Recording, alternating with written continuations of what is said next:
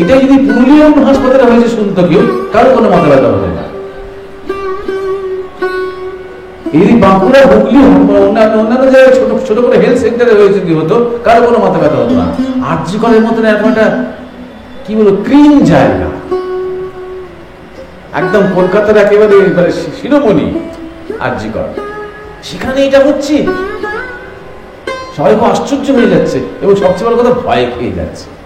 তার সাথে আরো অনেক কিছু, অনেক দুর্নীতি, অনেক অন্ধকার জগৎ, যেটা আজকে তৈরি হয়নি কিন্তু। হঠাৎ আজকে কিন্তু সন্দীপ ঘোষ কিন্তু আজকে কোনো স্রষ্টা নয়, এটা বহুকালের পরম্পরার এক ধারক ও বাহক মাত্র। আরজি করে ঘরে ব্যালকনি থেকে ওপর থেকে ফেলে দিয়ে মেরে ফেলা হয়েছে, রেপ করে মেরে ফেলা হয়েছে, আগে এরকম আরজি করে বহুবার হয়েছে।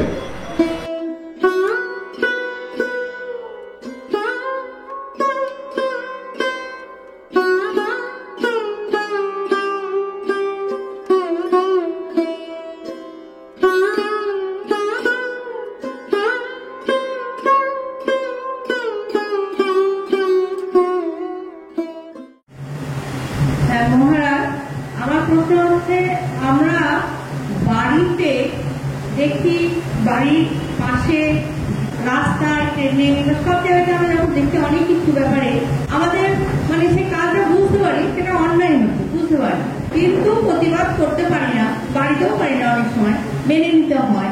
মেনে নেওয়ার সময় আমাদের মনের মধ্যে একটা দ্বন্দ্ব চলে, আমাদের কষ্ট হয় মেনে নিতে, কিন্তু উপায় থাকে না প্রতিবাদ করার। তখন এই যে মনের যে কষ্টটা থাকে, সেই কষ্ট থেকে আমাদের মুক্তির পথ, এইটা আমার প্রশ্ন। প্রথমত প্রতিবাদ যে আমি করব, সেই প্রতিবাদে কতটা কাজ হবে দেখতে হবে। অনেক সময়তেই রাস্তাঘাটে বা বিভিন্ন জায়গাতে অনেক রকমের হয়তো অন্যায় আমরা দেখতে পাই, কিন্তু আজকে যদি তুমি প্রতিবাদ করতে চাও, তোমাকেই হয়তো সবাই মেরে দেবে, তার জন্য তোমার উপরে সাথে সবাই তখন চড়াও হবে, অ্যাটাক করবে, প্রতিবাদ করছো। কিন্তু যদি তোমার প্রতিবাদ করার সামর্থ্য থাকে, যে তোমার মধ্যে এমনই একটা সাধন শক্তি থাকে যে তুমি যখন গিয়ে দাঁড়ালে সবাই চুপ করে গেল এবং সবাই তোমার কাছ থেকে বিচার চাইল, একমাত্র তখনই তুমি প্রতিবাদ করতে পারবে। নাহলে শুধু চেঁচামেচি হই হল্লাই হবে। যখন তুমি দেখবে যে বেশিরভাগ মানুষই গা বাঁচিয়েই চলতে চায়, কারণ সবাই ভীতু। কেন? কারণ সবাই অনেক কিছু হারানোর ভয় আছে। প্রতিবাদ করতে চাইছো কারণ তোমার মধ্যে হয়তো ঠিক ভুল, ন্যায় অন্যায়, ধর্ম অধর্ম একটা সূক্ষ্ম বোধ আছে, তাই প্রতিবাদ করতে চাইছো। প্রতিবাদ করতে পারছো না কেন? কারণ তোমার মধ্যে আপোষ আছে। কারণ তুমি ঠিক করেছো যে আমার নিজেরটুকু চলে গেলি বাবা, আমার তো কোনো ক্ষতি হচ্ছে না, এই মুহূর্তে তো আমার পায়ের উপরে তো মানে কেউ পা দিচ্ছে না, আমি তো কোনো অসুবিধার মধ্যে নেই। আমি প্রতিবাদ করতে গিয়ে সকলের অপ্রিয় হতে যাব কেন? এইটা কাজ করছে। সুতরাং তোমার ধর্মবোধ আছে, কিন্তু সেটা ধর্মবোধটা তোমার চূড়ান্ত নয়, কিছুটা পর্যন্ত ধর্মবোধ, কিছুটা কনভিনিয়েন্স পর্যন্ত, যতটুকু করলে তোমার সুবিধে হয়, যতটুকু বলার জন্য যে হ্যাঁ আমি ঠাকুরকে মানি, আমি বিভিন্ন আশ্রমে যাই, আমি বিভিন্ন মন্দিরে যাই, আমি সাধু সন্ন্যাসী মানি, আমার এসব ভালো লাগে, এগুলো বলার জন্য ধর্মবোধ। কিন্তু জীবনে চালনা করার জন্য সেখানে তোমার নিজেকে বাঁচানোর তাগিদটা আগে উঠে আসে। যখন তোমার ধর্মবোধ এমন একটা জায়গায় পৌঁছাবে যে তোমার মনে হবে যে সত্যের জন্য সবকিছু ত্যাগ করা যায়, আমার সুনাম থাকলো কি থাকলো না, আমার বিপদ হলো কি হলো না, আমি কোনো কঠিন পরিস্থিতির মধ্যে পড়লাম কি পড়লাম না, পাড়ায় আমার থাকা দায় হলো কি হলো না, আমি জানি না, আমি দেখব না, আমি এটা প্রতিবাদ করার সেটা করব, করে যাব, তাতে আমার সব যায় যা। ঠাকুর রামকৃষ্ণের পিতা ক্ষুদিরাম চট্টোপাধ্যায়, তাকে জমিদার ডেকে বললেন যে আপনি আমার জন্য আপনাকে একটা কাজ করে দিতে হবে, একটা মামলায় আপনাকে একটা সাক্ষী দিতে হবে যে আপনি এই ঘটনাটা ঘটতে দেখেছেন। ক্ষুদিরাম চট্টোপাধ্যায় বললেন যে না, আমি মিথ্যা যা দেখিনি আমি সেটা বলতে পারবো না। বলছে আপনি যার হয়ে বলছেন সেই লোকটা ফালতু লোক, আমার অনেক সুবিধা হবে। ক্ষুদিরাম বাবু মানে খুব শ্রদ্ধা করতেন জমিদার ক্ষুদিরামকে।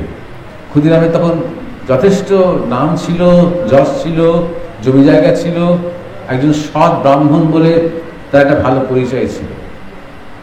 মানে আপনি ওই একটা লোকের জন্য আপনি কেন শুধু শুধু মানে অস্বীকার করছেন? আপনি রাজরোষে পড়ে যাবেন তখন যদি আপনি এটা অস্বীকার করেন। সামান্য একটা কোর্টে গিয়ে একটা সামান্য মিথ্যে কথা বলা। ক্ষুদিরাম চট্টোপাধ্যায় বললেন যে না, আমি আমার ধর্ম যে বোধ, আমি এতদিন ধরে ভগবানকে ডেকেছি, যা শিখেছি সেখান থেকে আমি আপোস করতে পারব না। এই জমিদার তখন তাকে থ্রেট দিলেন, আপনি কিন্তু এই গ্রামে আর থাকতে পারবেন না, আপনার জমি জায়গা টাকা পয়সা যা আছে মান সম্মান সমস্ত যাবে, আপনাকে সম্পূর্ণ রিক্ত হয়ে এই গ্রাম থেকে চলে যেতে হবে। ক্ষুদিরাম বললেন যদি ভগবানের তাই ইচ্ছা হয় তাহলে তাই, কিন্তু আপনি আমাকে যেটা বলছেন আমি এটা করতে পারবো না, অন্যায় করতে পারবো না, আপোস করতে পারবো না। এবার সত্যি সত্যি ক্ষুদিরাম চট্টোপাধ্যায় সমস্ত বিক্রি হয়ে গেলেন। তিনি একটা তার অন্যান্য গ্রামে জন্মানি করতেন, তার চেনা ছিল একজন, তিনি বললেন যে একটা কাজ করুন, আপনি আমাদের এখানে চলে আসুন, এখানে একটা ঘর আছে আপনাকে আমি ছেড়ে দেব, আপনি আপনার পরিবার নিয়ে এখানে থাকবেন। সেই সমস্ত নিজের গ্রাম ছেড়ে, নিজের জ্ঞাতি গোষ্ঠী ছেড়ে, এর এতদিনকার যে মানে একটা বংশের যে একটা ভিটে মাটি ছেড়ে তাকে চলে বেরিয়ে যেতে হলো, তার স্ত্রী পুত্রকে নিয়ে রিক্ত হয়ে, ভিখিরি হয়ে, এবং মোটামুটি ভিখারি হয়ে থাকতে হলো তাকে বাকি জীবনটা, ওই পরাশ্রয় থাকতে হলো তাকে। কিন্তু ওই তারপরে তার জীবনে তার পুত্র সন্তান যখন জন্মালো রামকৃষ্ণ, তাহলে কি দিয়ে কি পেতে হলো? অথচ এরকম কোনো কন্ডিশন তিনি করেননি ভগবানের সাথে যে আমি এতটা স্যাক্রিফাইস করছি বিনিময়ে তুই আমার কাছে আসবে বলো, তা কিন্তু নয়। তুই জানতেনও না, আজকে কিন্তু আমরা ক্ষুদিরাম চট্টোপাধ্যায়কে জানি, কারণ অনেক থ্রেট, আজকালকার দিনে থ্রেট, সবাইকে থ্রেটনিং করে, তো আজ অনেক থ্রেট, অনেক আশঙ্কা, অনেক ভবিষ্যৎ নিয়ে দুশ্চিন্তা তিনি সম্পূর্ণ অগ্রাহ্য করে ওইটা করতে পেরেছিলেন। প্রতিবাদ করা মানে সবসময় চেঁচাতে হবে তা কিন্তু নয়। ক্ষুদিরাম চট্টোপাধ্যায় কিন্তু গলা তুলে করে একবারও কথাও বলেননি। সবসময় 10টা লোকের মধ্যেখানে গিয়ে মানে চিৎকার করতে হবে, এইটাই প্রতিবাদ নয়। প্রতিবাদ মানে একটা পতাকা নিয়ে সবসময় একটা বিপ্লব করতে হবে, এটাই প্রতিবাদ নয়, ওগুলো পলিটিক্স। প্রতিবাদ মানে নিজের যে মূল্যবোধ, নিজের যে ধর্মবোধ, সেখানে আমি অনড় থাকবো, অটল থাকবো, আমি সেখানে কোনো অন্যায় হতে দেব না, বা আমার চোখের সামনে কোনো অন্যায় হলে আমি সেটা বলবো। হয়তো কাজ হবে না, প্রতিবাদ যেন প্রতিক্রিয়া না হয়ে ওঠে। প্রতিক্রিয়া মানে হচ্ছে তুই আমাকে আঘাত করলি, ফিরে আমিও তোমাকে আঘাত করছি, এটা হচ্ছে প্রতিক্রিয়া। আর প্রতিবাদ মনে হচ্ছে আমি এটা অন্যায় দেখছি, আমি প্রতিবাদ করছি কারণ আমি প্রতিকার চাইছি। প্রতিক্রিয়াতে প্রতিকার হয় না, প্রতিবাদ যদি সৎ প্রতিবাদ হয় তাহলে প্রতিক্রিয়া হতে পারে। এবং আরেকটা জিনিস যেটা আমাদের গুরুদেব আমাদের শেখাতেন,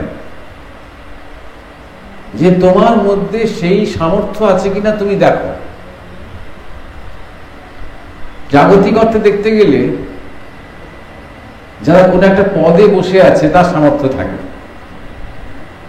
অর্থাৎ সেই থানার ওসি, সে যদি ওখানে এসে যায়, সবাই, তিনি হয়তো ইউনিফর্মে নেই কিন্তু সবাই চেনে, সবাই স্যার স্যার করে একটু দূরে সরে যাবে, স্যার আপনি কি বলবেন, আপনি যা বলবেন তাই হবে, কেননা ও তার চেয়ারটা।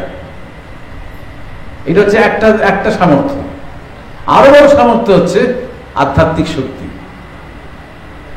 তার কোনো চেয়ার নেই কিন্তু, তাই কিন্তু কেউ চেনে না, কিন্তু এমনই তার চেহারা, এমনই তার বলিষ্ঠ, তার উপস্থিতি, তিনি যখন সামনে গিয়ে দাঁড়ালেন এবং জিজ্ঞাসা করলেন কি হয়েছে, সব দুপক্ষই তখন তাকে বলতে আরম্ভ করলো। কোথায় একটা মনে হতে আরম্ভ করলো যে এই লোকটা বুঝতে পারবে কোনটা ঠিক, এই লোকটা একটা মীমাংসা দিতে পারবে, এবং এই যাই মীমাংসা দিক আমরা দুপক্ষই সেটা মেনে নেব, যদি এটা আমাদের কাছে অপ্রিয় হয় তাও। এটা হচ্ছে আরেক ধরনের সামর্থ্য। এই সামর্থ্যটা কোত্থেকে আসে? ঈশ্বর চিন্তা করতে করতে আসে। যারা নিজেরা কখনো আপোষ করে না, যারা চিরকাল ধর্মকে ধরে আছে, যারা ত্যাগ করতে ভয় পায় না, তাদের মধ্যে একটা শক্তি জন্মায়। সে নিজেই সে সম্বন্ধে সচেতন থাকে না খুব একটা, কিন্তু তার একটা অরা তৈরি হয়। অরা মানে তাকে ঘিরে একটা বলয় তৈরি হয়। একজন প্রকৃত সাধু, একজন প্রকৃত মহৎ মানুষ, একজন প্রকৃত সৎ মাস্টারমশাই, এরকম ধরনের মানুষ যখন এখনো কোনো ঝামেলার মধ্যে গিয়ে দাঁড়ান, চট করে তাকে ধরে একে ধরেও মারি, এ কথা একটা অতি বড় গুন্ডাও ভাবতে পারবে না। এই যে সাত্বিকতার, ধর্মবোধের, সত্য পথে চলার এই যে শক্তি, এই যে সামর্থ্য, এই সামর্থ্য যখন তুমি অর্জন করতে পারবে, তখন তোমার প্রতিবাদ করার অধিকার আসবে। কারণ তখন সেই প্রতিবাদ প্রতিকার হবে। না হলে প্রতিবাদ করতে যাবে, তুমি গলায় ফাটালে কিছুই হলো না, নিজেই মার খেয়ে গেলে হয়তো। খুব ল্যাজ ফ্যাজ উঁচিয়ে প্রতিবাদ করতে গেলাম, তো ল্যাজ গুটিয়ে আবার ফিরিয়ে এলাম, এটাই হবে। সুতরাং আমার মানে সাজেশন হচ্ছে, যতক্ষণ না পর্যন্ত এই সামর্থ্যটা হয়, ততক্ষণ পর্যন্ত প্রতিবাদ করে কি করবে? তুমি নিজের সামর্থ্য তৈরি করো। যখন লোকে তোমার কাছে সিদ্ধান্ত চাইবে, যখন তোমার প্রতিবাদের একটা মূল্য থাকবে, সেই মূল্যটা নিজের মধ্যে নিজে তৈরি করো। এমনই একটা ব্যক্তিত্ব, এমনই একটা স্বভাব, এমনই একটা চরিত্র, যাকে সবাই সমীহ করে, সমীহ করতে বাধ্য হয়। তার প্রতিবাদ, তার সিদ্ধান্ত একটা শক্তি আছে, সেই শক্তিকে অর্জন করার চেষ্টা করো। আপনার প্রশ্নের মানে আপনার উত্তরের বেশ করে দুটো প্রশ্ন ইচ্ছা করছে জানতে। প্রতিবাদের যে বিষয়টা সাম্প্রতিককালে যেটা ঘটছে, সেখানেও আমরা জানতে পেরেছি যে সেই মেয়েটিও ভীষণভাবেই প্রতিবাদী ছিল, আর তারপর এত বড় একটা ঘটনা। তো সেই প্রতিবাদ করতে গিয়ে যদি এইরকম অবস্থার সম্মুখীন হতে হয়, সে মা বাবার একমাত্র সন্তান এবং সব দিক থেকে মানে যেভাবে আমরা দেখতে পাচ্ছি, তো এটার ব্যাখ্যা কি হবে? আর একটা প্রশ্ন, যেটা বলা হয় প্রারব্ধ, এবং প্রারব্ধ অনুযায়ী আমরা আমাদের কর্মফল ভোগ করি যদি, তাহলে সেই মেয়েটার যে এতটা কষ্টের মধ্যে দিয়ে গেল, তাহলে তার কি প্রারব্ধ হতে পারে? মানে এইগুলো ভীষণ মনের মধ্যে দোলাচল করছে। তার পূর্বে কি প্রারব্ধ হতে পারে সেটা তো মানে ভগবান জানে। তার হয়তো প্রারব্ধ ছিল না, হয়তো হবে, কিন্তু যারা করলো তাদের প্রারব্ধ হবে, সে তো বটেই। যদি আমরা নেগেটিভ প্রারব্ধের যে নেগেটিভ দিক সেইটা দেখি, হ্যাঁ সেটা খুব দুর্ভাগ্যজনক ঘটনা ঘটেছে, সেটা খুব ভয়ঙ্কর একটা ঘটনা ঘটেছে, এবং সেটা খুবই আমাদের সকলকে খুব পীড়া দিয়েছে, তো বটেই। কিন্তু এইরকম ধরনের শুধু আরজি করে গত 50 বছরে এরকম ধরনের ঘটনা অজস্র ঘটেছে, এবং অন্যান্য হাসপাতালে নিয়মিত ঘটছে। সিলভার লাইনিং এটাই যে ঠিক যেমন একটা বিরাট যজ্ঞের সময়, এই দুর্গাপুজো আসছে, কালী পুজো আসছে, বলি দিতে হয়, এবং যখন বলি দিতে হয় তখন একটা যা ইচ্ছে তাই একটা মানে ছাগল ধরে আসলেই হয় না, পারফেক্ট একটা ছাগল দরকার হয়। বলির যে উৎসর্গ করা হয় যাকে, তাই কিন্তু নিখুঁত হতে হয়। তাই জন্য সাধারণত বলিতে ছোট ছোট ছেলেদেরকে বলি দেওয়া হয়, কারণ ছোট ছোট ছেলেদের বডি পারফেক্ট হয়।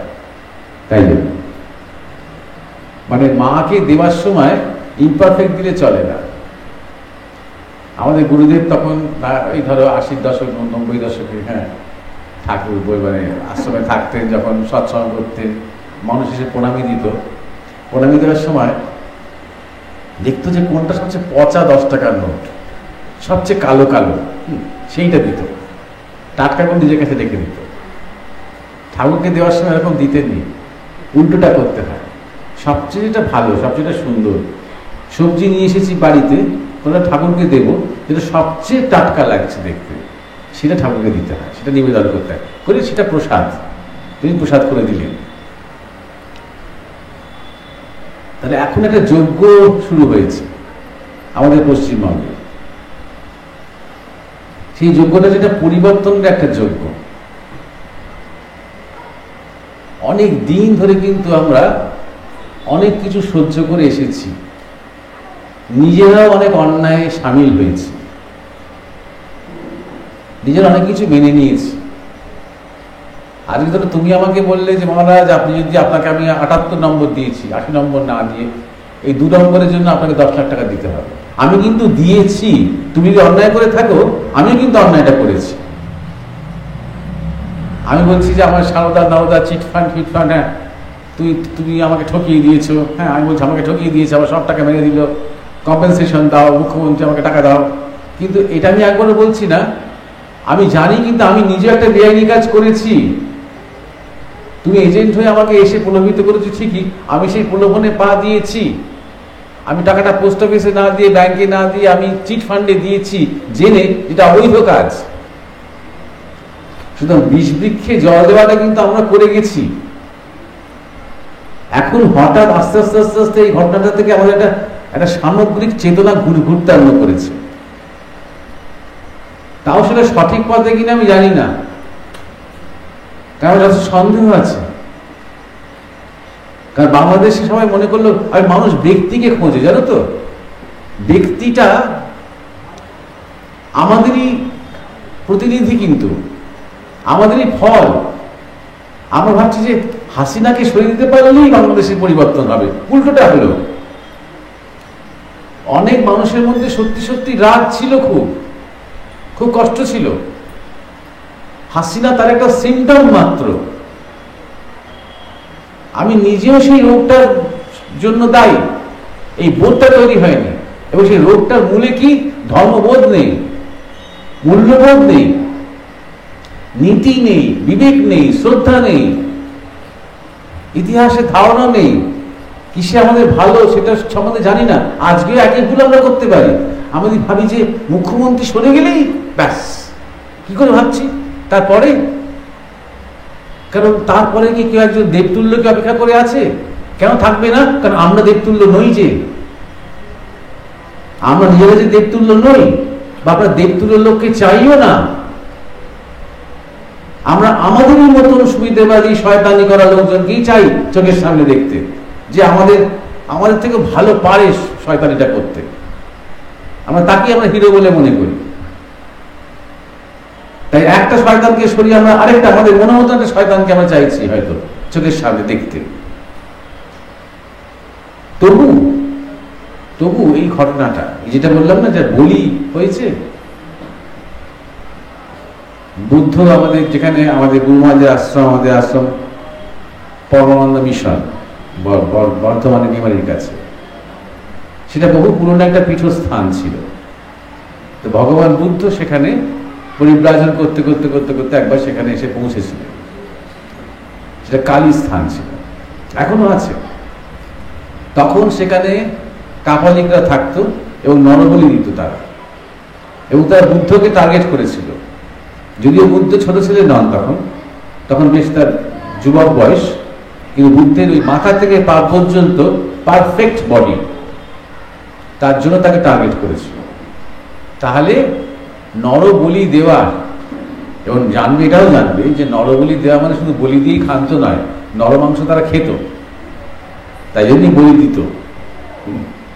এবং সেই নরমাংস খাওয়ার এবং তার সাথে নানা রকমের উপাচার, কিছু রিচুয়ালস করলে কিছু শক্তি অর্জন করা যেত, সাধনা শক্তি অর্জন করা যেত। এখন এসব নেই, তখন ছিল। তারপরে বুদ্ধ তাদের সাথে আলাপ করলেন তখন মারতে হলো বুদ্ধকে, বুদ্ধ আলাপ করলেন, আর তার সাথে কথা বলতে আরম্ভ করলেন। বললেন যে তাহলে তুমি যাকে মারবে তার কি হবে? তোমাদের তো খুব ভালো হবে, সাধনা কিছু ফলটা তোমরা পাবে, আর তার কি হবে? তখন তারা বললো শাস্ত্রে বলছে যে তার ডাইরেক্ট একটা মোক্ষ লাভ হয়ে যায়। ওই তাকে সাজিয়ে গুজিয়ে ভালো করে খাইয়ে পরিয়ে, হ্যাঁ, তার কাছে ক্ষমা চেয়ে তাকে বলি করা হয়, ডাইরেক্ট তার মোক্ষ লাভ হয়ে যায়। তখন বুদ্ধ বললেন আমি তোমাদের জায়গায় থাকতাম তাহলে আমি আগে ডাইরেক্টের দিকে যেতাম, তোমাদের কিছু সাধনা শক্তি টক্তি পাবে, ব্যাস হয়ে যাবে, আর আমি তো ডাইরেক্ট চলে যাচ্ছি। তোমাদের মনে হচ্ছে না যে তাহলে আমরা বলি হই? এইভাবে ও তখন বুদ্ধের সাথে কথা বলে বলে ওদের একটা ভালো লাগা তৈরি হলো। আচ্ছা, তার বুদ্ধের ভক্ত হয়ে গেল তারা। তার বুদ্ধ নরবলিটা বন্ধ করলেন, পশু বলি চলতো তারপর থেকে। ইদানিং এখন পশু বলিও বন্ধ হয়ে গেছে, এখন ফল মূল আনাজ বলি হয়। তো তাই জন্য যখন বলি হয়, মা যখন ওই মানে যারা অলরেডি কম্প্রোমাইজড, যারা অলরেডি তোমার জীবনে কোনো মূল্যবোধ নেই, কিছুই নেই, সারা জীবন আপোষ করে চলে, ভীতু, হ্যাঁ, এবং মানে কি বলবো, নানা রকম দুর্নীতিতে একদম ভরপুর, তাদের বলি হিসেবে মা নেন না। বিবেকানন্দ থেকে শুরু করে নেতাজি সুভাষচন্দ্র বসু সবাই বলেছেন যদি পরিবর্তন চাও তাহলে জানবে তোমার জীবন মায়ের জন্য বলি প্রদত্ত। সুতরাং যে একটা সাংঘাতিক মানুষের সামূহিক পরিবর্তন দেখতে পাচ্ছি আমরা। দেখো, যতক্ষণ পর্যন্ত একটা বিজেপি আন্দোলন করবে কেউ মাথা খাওয়াবে না, মানে শাসক ভয় পাবে না, বা সিপিএম করবে বা কংগ্রেস করবে, কারো কোনো মাথা কামাবে না। যখনই অরাজনৈতিক, যখন পার্টি পলিটিক্স, ধর্ম, নারী পুরুষ নির্বিশেষে পুরো পশ্চিমবঙ্গের মানুষ, শুধু কলকাতায় হচ্ছে তা নয়, বিভিন্ন জেলায় জেলায়, প্রতিটি শহরে, প্রতিটি মহকুমায় রোজ চলছে স্বতঃস্ফূর্ত। যখন সেটা একটা বিশাল দানা বেঁধে উঠছে, হ্যাঁ, তখন শাসক ভয় পাচ্ছে। এই যে একটা বিরাট সামূহিক পরিবর্তন, এই পরিবর্তনটা কিন্তু ঘটেছে ওই মেয়েটির জন্যই। কত কষ্ট, সেই কত কষ্ট পেয়েছে বলছো? আমাদের বিপ্লবীদের কি সাংঘাতিক টর্চার করা হতো বলতো? জিভ ছিঁড়ে নেওয়া হতো, চোখ উপড়ে দেওয়া হতো। তারা সব ভালো ভালো ঘরের ছেলে, কত ছেলে কত মেয়ে ইংরেজদের হাতে প্রচন্ড টর্চার হতো, সাংঘাতিক। সে তুমি কল্পনা করতে পারো তার মানে টর্চারের ধরনটা। তাদের অতগুলো বলির জন্যই তো শেষ পর্যন্ত দেশ স্বাধীন হলো। না হোক তখন সবাই যদি তোমার ছাপোষা বাঙালি হয়ে থাকতো, ভাবতো নিজের চাকরিটাই করে যায়, তাহলে তো 90% ছেলেরা তাই ছিল। 90% মা বাবারা ছেলেদের বলতো তোরা সব স্বদেশী করতে চাস না, ইংরেজদের চাকর হওয়া অনেক ভালো স্বদেশী করার থেকে। ইংরেজদের ইয়েতে অফিসে গিয়ে ক্লার্ক হওয়া, স্বদেশী করতে যাস না বাবা। যারা করতে গেছে মুষ্টিমেয়, 100 জনের মধ্যে 5 জন করতে গেছে। আজকে ধরো দেশের পরিবর্তনের জন্য কেউ একজন ডাক দিল, কোনো একজন, আমি ধরো ডাকলাম যে প্রতিটি পরিবার থেকে তোমরা একটা করে ছেলে আমায় দাও বিপ্লব করবো বলে, কে দেবে? একটা করে ছেলেই তো আছে, কে দেবে? একজনও দেবে না। তখন 5 জন 10 জন করে থাকতো। সুভাষচন্দ্র রায় 14 জন ছিলেন, তাও কত ঝামেলা। মানে বাবা ভীষণ রেগে গেলেন যখন তিনি আইসিএস ছেড়ে দিলেন। বিবেকানন্দের মাকে কেউ দেখার কেউ নেই, 3টে মাত্র ছেলে এবং বোন দিদিরা রয়েছে। একটা দিদি আত্মহত্যা করলো। শুধু স্যাক্রিফাইস করতেই হবে যদি জীবনে কিছু পরিবর্তন করতে চাও। আমি সুখে থাকবো, আমি কমফর্ট জোনে থাকবো, আমি ইন্টারনেট দেখবো, আমি ভালো করে খাবো দাবো এবং ছেলে মেয়েকে স্কুলে নিয়ে যাবো এবং নিজে পড়াশোনা করবো এবং আমার ডিগ্রি হবে, এদিকে দেখবো সব পরিবর্তন হয়ে যাচ্ছে। হঠাৎ ভালো ভালো লোকগুলো সব চলে আসছে, হঠাৎ মন্দ মন্দ লোকগুলো সব জেলে চলে যাচ্ছে। অত সহজ না, স্যাক্রিফাইস করতে হবে, জীবনের ত্যাগ দরকার আছে।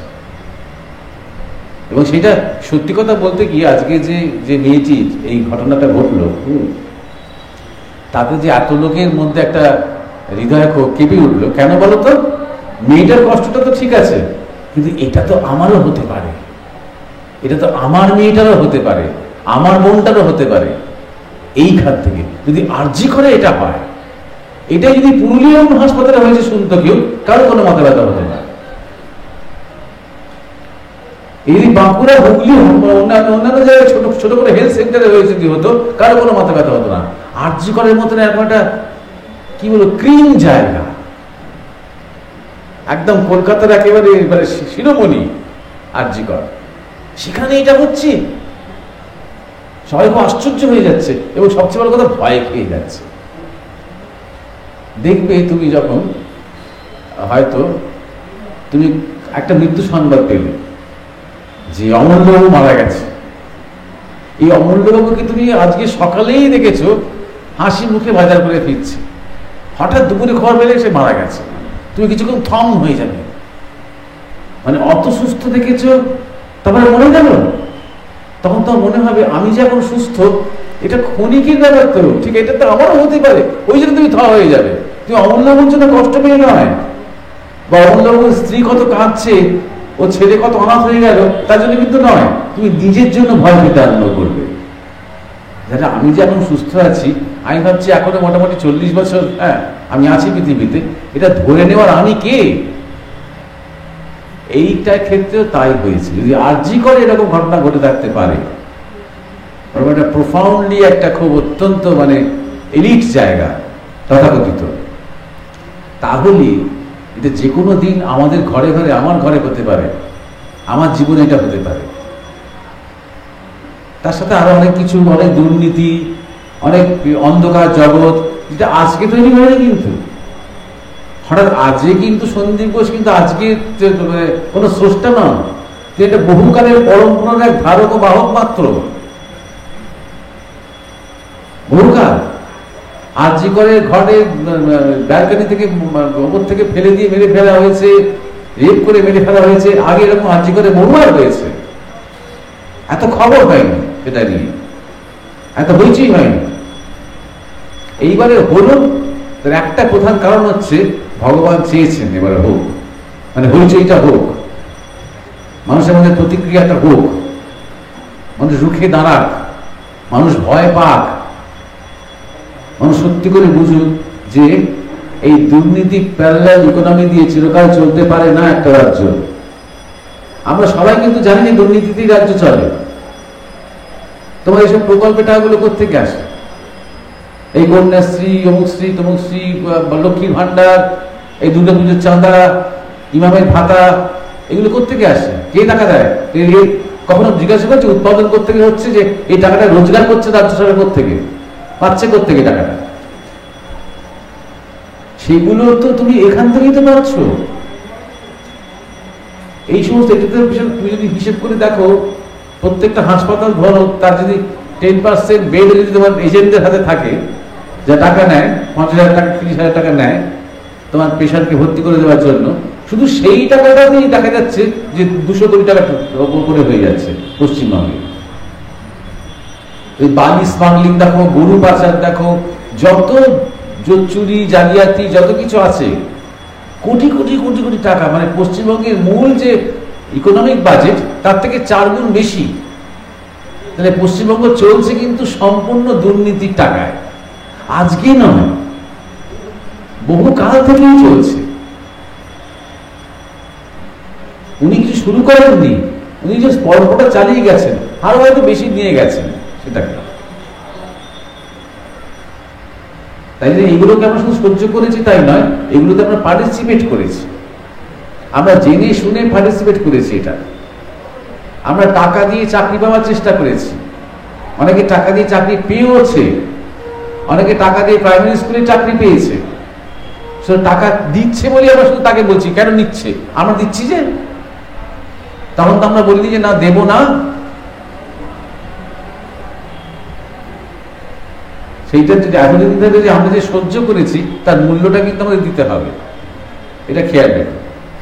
আর এবার যে সহ্য করব না, এই যে পরিবর্তনটা একটা হচ্ছে মানুষের মধ্যে, মাঝখানে একটা বলি চাই, আর একটা বলিতে হবে না, এরকম আরো অনেক বলি নেবেন মহামায়া, মহামায়ার জন্য তৈরি থাকো।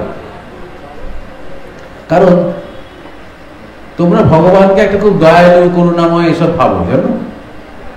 কিচ্ছু তিনি সব দয়ালু করুণাময় নন, তিনি নির্দয় নন, তিনি অকরুণ নন, তিনি কিছুই নন। মানে আমাদের মূল্য দিয়ে যদি বিচার করো, যদি ধরো ভগবান একটাকে সামনে এলো, আমাদের মতে তিনি খুব ভালো লোক হতে হবে তাকে। ভালো লোক হচ্ছে যুধিষ্ঠির, ভালো লোক হচ্ছে অর্জুন। শ্রীকৃষ্ণ শুধু একটা ভালো লোক নয়, ভালো মন্দের ঊর্ধ্বে। শ্রীকৃষ্ণ যদি কুরুক্ষেত্রের যুদ্ধটা দেখো, তাহলে শ্রীকৃষ্ণ ভালো মন্দ এগুলোকে ম্যানিপুলেট করছেন তিনি। কেন? তার উদ্দেশ্য হচ্ছে ধর্ম, তার উদ্দেশ্য হচ্ছে সত্য, তার উদ্দেশ্য ভালো নয়। মানে আমি তুমি যাকে ভালো বলে মনে করি, সেই ভালো না। ওগুলো আমাদের তৈরি করার একটা ধারণা, এইটা ভালো, এইটা মন্দ, এইটা আদর্শ, এটা অনাদর্শ, এগুলো আমাদের ধারণা। ভগবান কিন্তু আমাদের ধারণা বশবর্তী নন। ভগবান যখন মানে পরিবর্তন ঘটাবেন, হ্যাঁ, তখন তিনি অনেক বলি নেবেন। তাতে ভালো হতি মন্দ, ঠিক কি ভুল, তাতে কারণ পরন্ত কি ব্যক্তিগত পরন্ত নয়, তাতে কেউ দোষী শাস্তি পেল কি পেল না, হিসেবে উনি তাকাবেনই না, উনি পরিবর্তন ঘটাবেন। এবং ঠিক যেমন মানে মা ভালো খাবারটা নিয়ে তবেই তার বর দেয়, তেমনি আমরা এটা চাইছি যে একটা মানে পরিবর্তনটা কিসে? ধরো আজকে তুমি চাইছো একটা দুর্নীতি মুক্ত একটা রাজ্য হোক, আজকে তুমি চাইছো যে এমন একটা জায়গা তৈরি হোক যেখানে মেয়েরা অনেক নিরাপদ। মেয়েরা কোথায় নিরাপদ? তুমি বলো, আমেরিকাতে নিরাপদ, ইউরোপে নিরাপদ? আমাদের তো এখন রাত্রিবেলা মেয়েরা বাড়িতে ফিরতে পারে, তাও রাস্তাতে হেঁটে হেঁটে। নিউ ইয়র্ক শহরে কিংবা ইউরোপের কোনো শহরে সন্ধ্যের পর মেয়েরা ফিরতেই পারবে না বাড়িতে, তারপরে রাস্তাতে হাঁটতে হাঁটতে।